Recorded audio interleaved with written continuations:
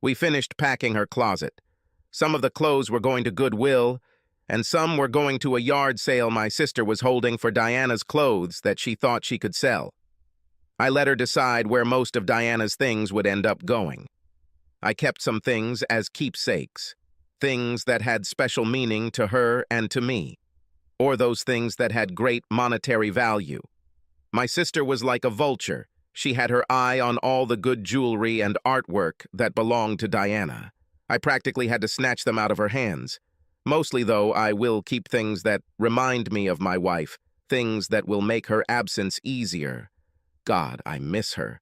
I miss her being next to me at night. I miss her breakfasts in the morning, her dinners in the evening, and sex. Yeah, I definitely miss it. Diana was my life. She made every day worth living. She always satisfied my needs for food, sex, clothing, anything that made me comfortable and happy. She went out of her way. For me. And as long as you didn't get the wrong idea, it was mutual. I tried to satisfy her every whim, every desire. We were a couple, a team.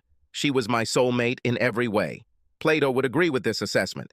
I showered her with jewelry, the very same ones that I now had to snatch from the greedy hands of my sister.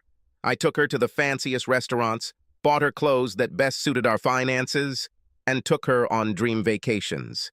And yes, this girl knew how to dream. But eventually, in her pain, she lost sight of my comfort. Pain I didn't even know I had, and now she is gone. I was emptying out the house, selling all of our furniture, all of our art, except for the ones I kept as keepsakes, and even the house itself. It was all too painful, a reminder of the death that happened there. In my bedroom. In my bed. How could I continue to live here, especially without the love of my life? Her mother was here today, still angry with me. She blames me for Diana's absence. She blames me for the death and bloodshed. Like I planned it. Like I wanted it. Oh no, I tried to tell her how much I was in love and how Diana was my life. She didn't believe me. My mother-in-law came to demand, or should I say snatch, Diana's jewelry, or at least the things she inherited from her two grandmothers. She claimed they were family heirlooms. Well, no. I was Diana's family.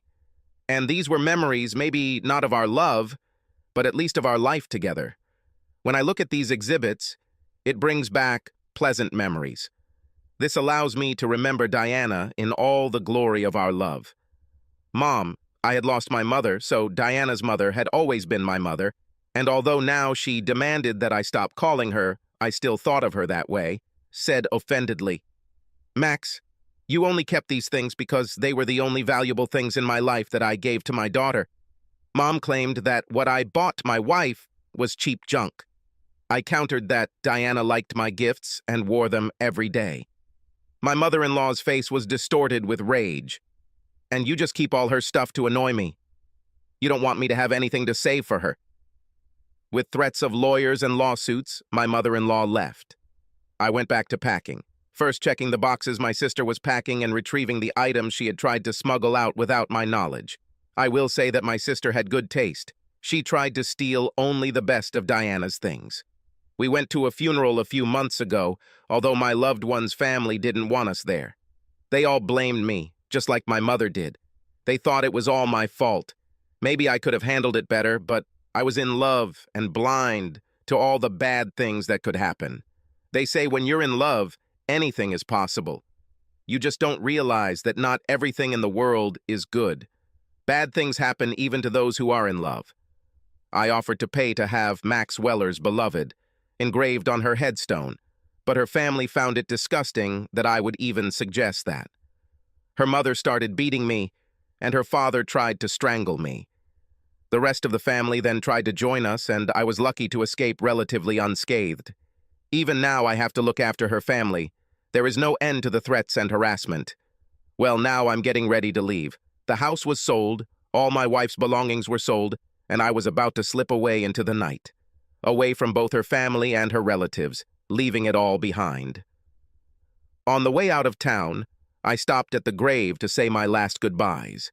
The tombstone was missing the inscription, "Beloved of Max Weller," which I so wanted. It simply said, "Julie Crum, 2003-2022. taken from us too soon. I cried a little and apologized to Julie again for not knowing Diana was coming home that day. I was in love with both of them, my wife and my intern at work. I thought spending the night in my bed at home with my love was a good idea, especially since Diana wasn't supposed to be in town that night, and everything was really good until my wife burst into the room and put 9 bullets from my Glock into my mistress. Now I've lost them both, Julie to the grave and Diana to the state prison system. Both families hate me, blame me for everything, although if Diana would just talk to me, I'm sure we would all be very happy together. Was it really my fault that my wife was so hot and out of control? I don't think so.